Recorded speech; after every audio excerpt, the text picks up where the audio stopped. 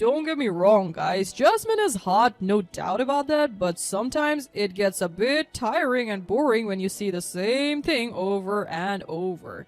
I know. That's why I already told you that I got you. I can't let my buddy down. It's your last night being a free and a happy man. Hello, I'm Jasmine, and let me tell you about the time my walk to the altar took an unexpected detour to the strip club. It all started from that moment that I had been dreaming about my entire life. Andrew, my longtime partner, had finally proposed, and we were engaged to be married. As we celebrated with our family and friends, I couldn't help but feel a rush of joy and excitement. We were ready to embark on this new chapter together and start planning our bachelor and bachelorette parties. However, amidst all the happiness, I couldn't shake off a nagging feeling of concern. You see, Andrew had a long history of infidelity in our past. Though he assured me that he had changed, the fear still lingered in the back of my mind, especially when his group of friends is not exactly the epitome of commitment. I wasn't comfortable with him hanging out with them, particularly with that man Eric, who often taunted him in the past, encouraging Andrew to cheat on me. I didn't understand why Andrew chose to keep these friends around despite their toxic influence on him, so I brought this up to him, but he was reluctant to cut ties with Eric despite his questionable and disrespectful reputation. He reasoned that his friend was a powerful and well-connected man, and keeping him around might help his career in the long run. While I understood the practicality of his decision, I couldn't help but worry that this friendship could jeopardize our relationship. I knew I had to address this issue as we planned our bachelor and bachelorette parties. Andrew and I had always been open and honest with each other, and I wanted to have a candid conversation about setting boundaries for these celebrations. One evening, we sat down together in our cozy living room, ready to discuss our plans. Andrew, I have been thinking about our bachelor and bachelorette parties, and I want us to make a pact. No strippers at either party. It's important for me to feel secure and respected in our relationship. I hope you understand, especially given our past and the influence of your friends. Jasmine, I've told you before that I won't do anything to hurt our relationship. Why do you keep bringing this up? I know, Andrew, and I trust you. It's not about that. Given our history, I think it's best for us to avoid any situations that could potentially lead to misunderstandings or discomfort. I want our celebrations to be about us and our love, not about outside distractions. It's very toxic of you to bring back the past and use it against me, when it's clear that I've grown out of it. Yeah, sure, no strippers then. Can we move on from this topic now? It's bumming me out. With our agreement in place, I felt a weight lifted off my shoulders. I knew that we had taken a step towards creating a strong foundation for our marriage built on trust, respect, and understanding. But I couldn't help but feel a bit of guilt for bringing up the no stripper request. I wondered if I had been too controlling and insecure, or if my trust issues were getting the better of me. I tried to put my doubts aside, reminding myself that setting boundaries is essential in any relationship. In the days leading up to the bachelor and bachelorette parties, there were several specific hints that kept my intuition on high alert. It started with an innocent joke from one of Andrew's friends saying they had booked a surprise guest for the party, and they all exchanged mischievous glances. Andrew, who's the surprise guest they mentioned? Are you hiding something from me? Do you remember our pact? Just, you're overthinking things. It's not automatically a stripper. It could be my favorite band, my favorite celebrity, or probably just one of my childhood friends. It's all in good fun. Don't blow things out of proportion. I nodded, trying to push away my worries and trust in Andrew's words, but that lingering feeling of anxiety still gnawed at me. Then Andrew received a mysterious text with a winking emoji and the words, "Get ready for a wild night." What does this mean? Why is it a wild night? Oh, please, they're just teasing me. It's probably just some friendly challenges like who can chug a beer the fastest or do the most push-ups. You know how they can be a bit rowdy.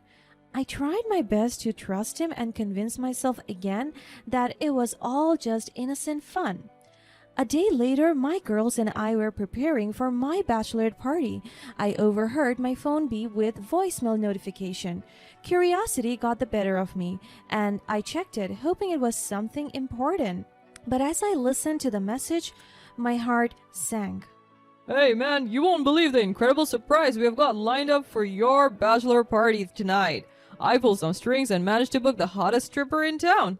Dude, she's got curves in all the right places and her moves are absolutely mesmerizing. I can't wait to see your reaction. It's going to be a night you'll never forget. See you at the Wild Lounge at 8 p.m., buddy. The vivid description of this supposed hottest stripper in town they booked got me feeling more anxious and insecure. I couldn't help but compare myself to her, wondering if I could ever live up to such standards. My friends noticed my distress, and they started putting a comforting hand on my shoulder. I appreciated my friends' words of comfort, but I couldn't shake off the feeling of hurt and betrayal. Andrew had promised me no strippers, yet here I was confronted with the reality that he had broken that promise. It made me question whether he truly respected our relationship and my feelings. The girls shared a mischievous smile as they huddled together, whispering and giggling about the new plan they had concocted. I couldn't help but feel a mix of excitement and curiosity, wondering what they had in store for my bachelorette party. You know what? Change of plans. The day of the bachelor party finally arrived, and the girls and I were determined to put our surprise plan into action. We had been fortunate to obtain all the necessary information from the voicemail, including the time and place for Andrew's bachelor party. This stroke of luck made our scheme even more foolproof. We were about to turn the tables on Andrew and his friends. I'm getting nervous. Are you sure this is a good idea? Trust me, they're going to get exactly what they deserve. As we arrived at the venue, we found a discreet spot outside where we could hide and watch the events unfold.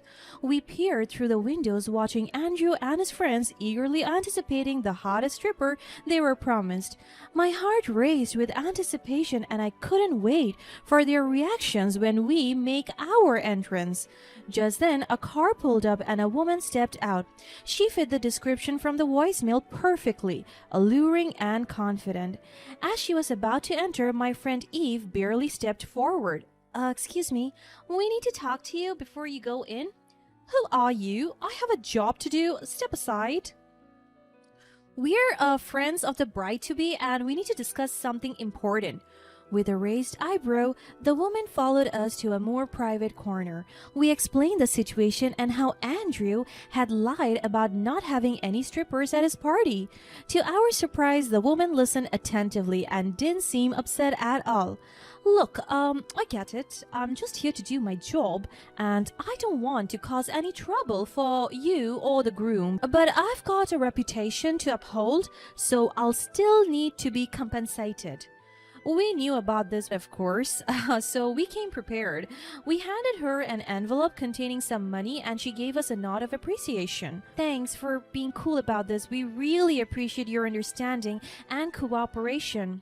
Aw, yeah, no problem. It's like girl code, you know. I'll go now, and hey, think twice before going through with the wedding. Just as we were about to execute our plan, I overheard Andrew's voice coming from inside the venue. Don't get me wrong, guys. Jasmine is hot, no doubt about that, but sometimes it gets a bit tiring and boring when you see the same thing over and over. I know. That's why I already told you that I got you. I can't let my buddy down. It's your last night being a free and a happy man. I clenched my jaw, trying to push away the hurt that those words brought me. It stung to hear him talk like that about me with his so-called friends. Eve noticed my reaction and gave my hand a reassuring squeeze, silently reminding me of our plan. This was the moment we had been waiting for, the chance to turn the tables on Andrew and his friends. So my friends and I stormed into the venue, our sexy outfits and sultry smiles stealing the attention of everyone in the room. We were wearing a sexy mask to conceal our true identities. We began to dance provocatively around them, our moves captivating and teasing. The men were overjoyed and they didn't suspect a thing, thinking this was the ultimate surprise Eric had planned for them. I knew you wouldn't disappoint, Eric. You're the best man.